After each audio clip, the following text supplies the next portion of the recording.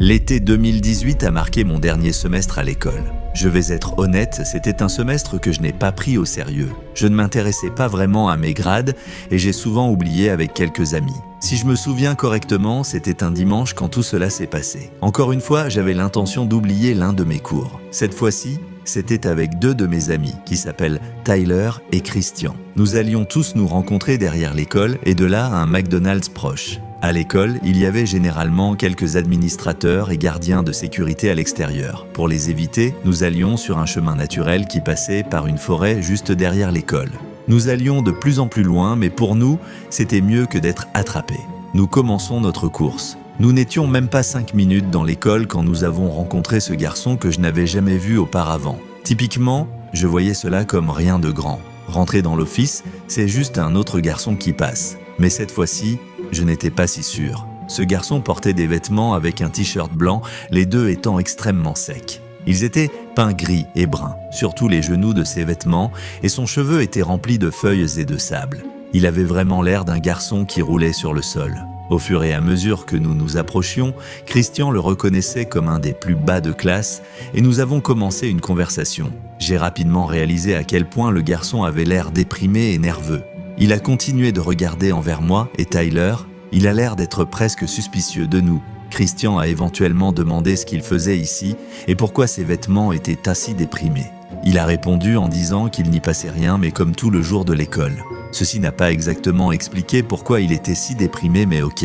Tyler est tombé à l'intérieur en râlant comment il avait l'air d'être en campagne ici. Nous avons tous commencé à rire. Eh bien, nous tous, sauf le garçon, il a juste resté là, maintenant avec un regard presque angoissant sur son visage. Il a ensuite commencé à regarder envers nous, avant de nous regarder de retour en disant « Hey, vous voulez voir quelque chose ?» Nous avons tous sorti un peu hésitants d'accepter. C'est là que le garçon a enlevé son vêtement pour dévoiler un pistolet sous son pantalon. Nous avons tous instinctivement repris quelques pas. À ce moment-là, je me sentais vraiment en danger.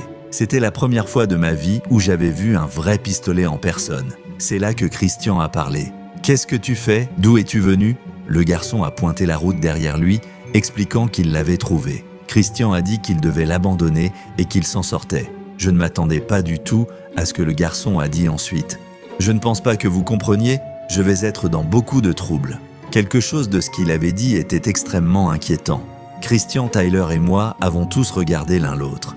Il n'avait rien à dire. Je savais exactement ce qu'on allait faire. Sans souci, on s'est tourné et on a couru le plus vite possible, sur la route et dans la forêt. On a couru dans les arbres étouffés pendant 5 minutes jusqu'à ce qu'on arrive au parking de l'école. Je n'oublierai jamais l'endroit où nous avons rencontré. Il y avait des voitures de police partout.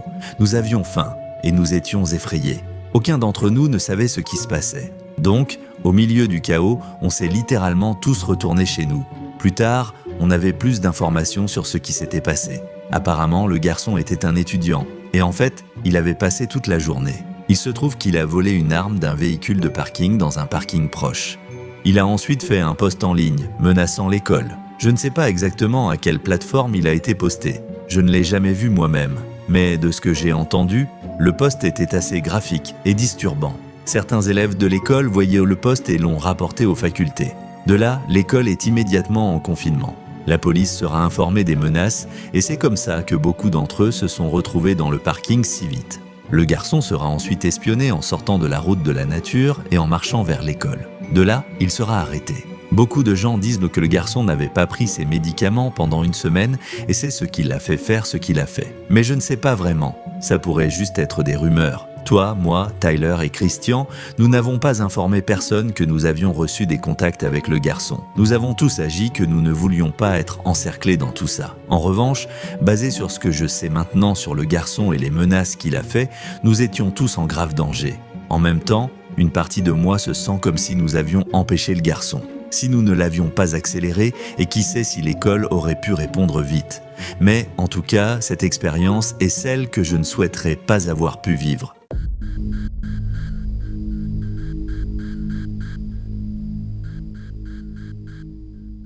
Ça s'est passé quand j'étais à l'école, un de mes bons amis et moi étions impliqués dans la production de l'école à l'époque. Il y avait beaucoup qui devaient être préparés, alors nous avons volontarié de faire un de nos changements de nuit pour aider. Nous n'avions pas besoin, mais l'école avait donné le travail à un plus vieux secrétaire et nous savions qu'il allait apprécier l'aide. Le jour de l'école avait longuement été terminé et il était maintenant environ 8 heures. Moi, mon ami et le secrétaire travaillaient à l'étage à l'intérieur de l'auditorium de l'école. Évidemment, mon ami et moi avions besoin d'utiliser la salle de bain.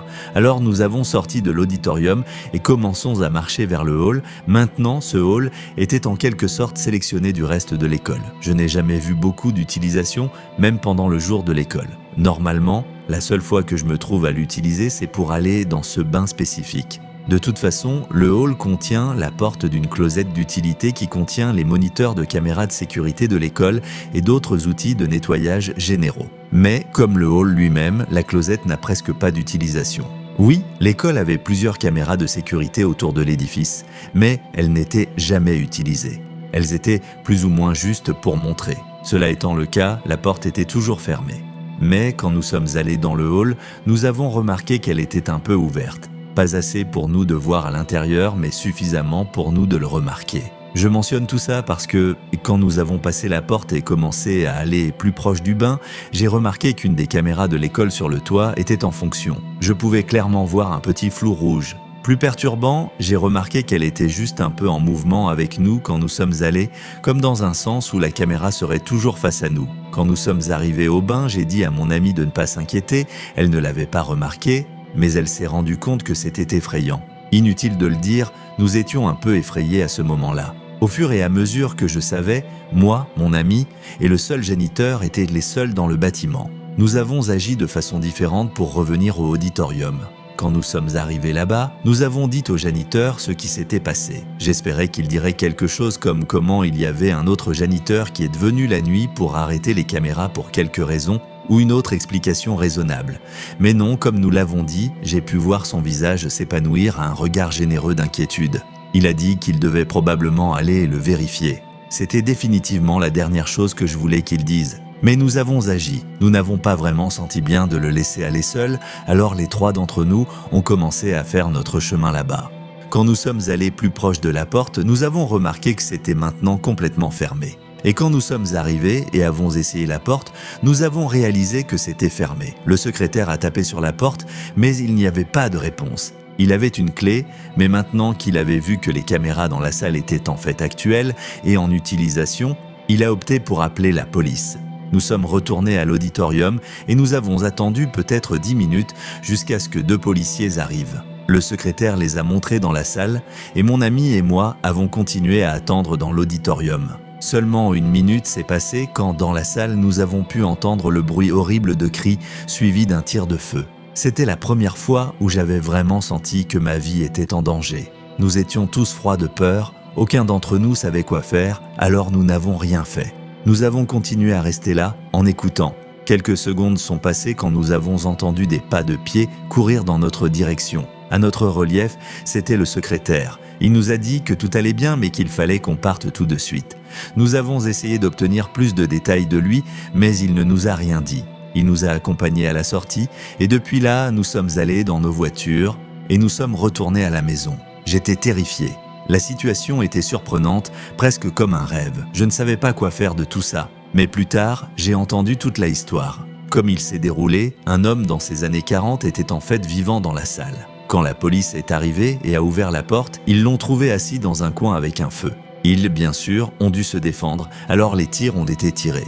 Il n'y avait pas d'injurie menace à la vie, mais l'homme dans la salle a été tué.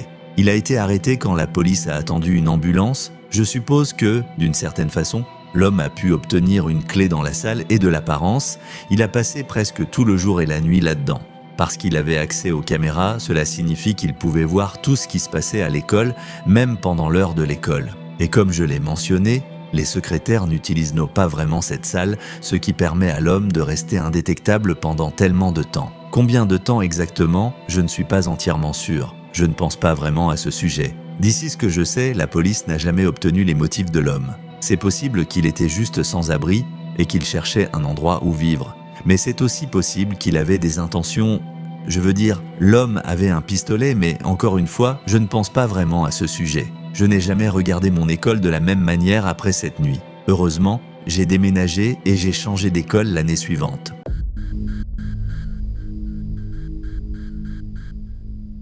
Cela s'est passé il y a quelques années. J'étais à l'école à l'époque. Je ne me souviens pas de quelle classe, mais ce n'est pas vraiment important. Cela s'est passé un jour, quelque part près de la fin du semestre. Quelques amis et moi avions l'intention de faire une classe pour jouer au basketball à l'extérieur. Près de l'édifice de notre école, il y avait un court de basketball plein, juste à l'extrémité d'une forêt. Je ne sais toujours pas si l'école possédait le court, mais peu importe, on passait beaucoup de temps là-bas. Les gens pouvaient totalement nous voir sur le court et pas en classe, mais vous seriez surpris de combien de gens ne s'intéressaient pas. Je pense que j'ai eu des problèmes d'une seule fois. Si je me souviens correctement, il y avait 4 d'entre nous. On jouait 2 contre 2, on avait juste commencé quand un groupe qui devait être 4 ou 5 élèves de l'école se sont réunis. Ils sont venus près de nous et ils se sont surpris et ont commencé à s'excuser en disant qu'ils pensaient que nous étions quelqu'un d'autre. Nous avons dit que tout allait bien, c'était un peu bizarre, je veux dire, je ne pense pas que mes amis l'ont même vu jusqu'à ce qu'ils l'ont dit. Ils ont ensuite commencé à marcher directement dans la forêt. C'était aussi un peu étrange, mais ils n'étaient pas menacés ou quoi que ce soit. Donc nous avons ignoré de continuer notre jeu. C'est là que les choses ont pris un tour. Il aurait fallu qu'à la seconde que notre jeu est terminé, tous nos yeux ont été vers la forêt. Le plus horrible cri sanglant a sonné. Tous, moi incluté, nous sommes allés un peu dans la forêt pour voir ce qui se passait. Le jour était clair, il y avait 2 gars en masque de ski qui ont sauté sur quelques élèves de l'école que nous étions en train de parler, mais avec des bâtons de baseball. C'est là que l'un des gars s'est abruptement regardé vers nous. Mon cœur s'est cassé. À cause de peur, nous sommes tous retournés à l'intérieur. J'ai vraiment le mal à l'admettre, mais nous n'avons rien fait à ce sujet. Au contraire, nous sommes tous retournés à nos classes respectueuses qui nous ont donné toutes les excuses nécessaires pour éviter la suspicion. Je ne sais toujours pas comment, mais quelque part, l'école a dû découvrir toute la situation. Car la prochaine chose que nous savions, l'école allait être en réel confinement. Malheureusement, rien n'arrivait après le confinement, mais au cours des prochains jours, des rumeurs ont commencé sur ce qui s'était passé. Apparemment, c'était une affaire de drogue qui avait été faite mal. Quelques élèves de l'école ont été envoyés à l'hôpital avec des blessures assez sérieuses, mais en voyant ce que j'ai vu ce jour, ce fait ne me surprend pas vraiment. Quant aux gars dans les masques de ski, ils n'ont jamais été attrapés ou même identifiés. Même aujourd'hui, je pense encore à comment ça aurait pu être nous. On aurait pu être facilement mis identifiés comme des élèves de l'école et être encore plus facilement échappés. Je n'arrive toujours pas à trouver l'image de ce gars dans un masque de ski qui nous regarde et qui nous fait des contacts directs à l'œil. Pour le reste du semestre, toute cette situation était tout ce que tout le monde a parlé d'eux.